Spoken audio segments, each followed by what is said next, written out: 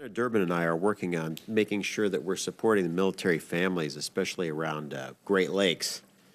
And we have a unique arrangement there. We're working with the chairman to make sure that we don't see a couple of school districts implode that support the military families there.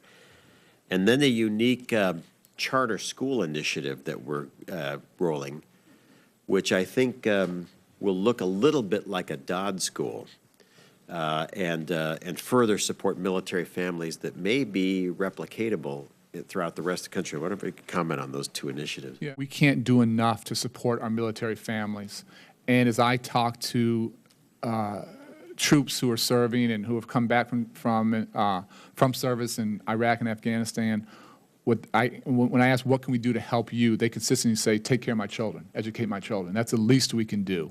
And so I don't know the details of the proposal. Whatever I can do to support getting high-quality options, strengthening education for the children of adults who are serving our country, I want to do everything I can to help. And I also working on the Durbin-Kirk STAR legislation to expand charter school opportunities for kids. Right now, for example, community you know well in Chicago, only about 10% of families even have the ability to send their kids to a charter school.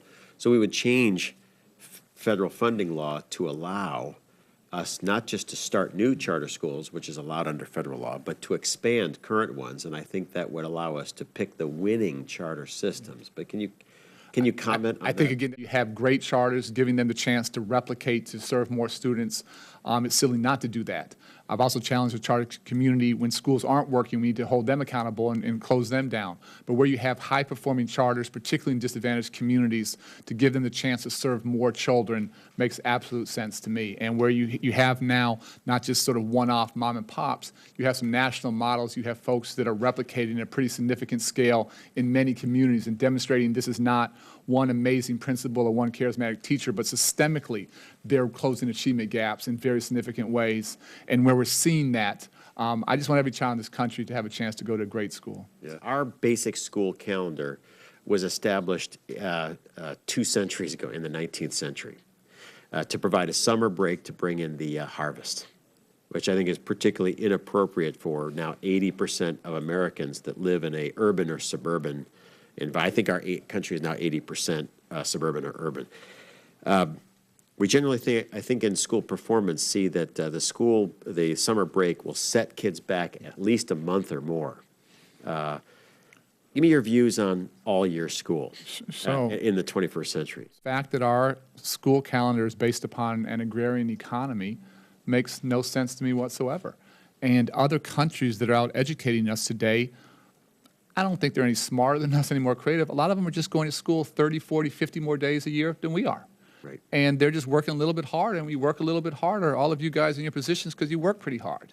And we're just denying that opportunity to our young people. We need more time, not less. Our children need more structure, more opportunities to learn.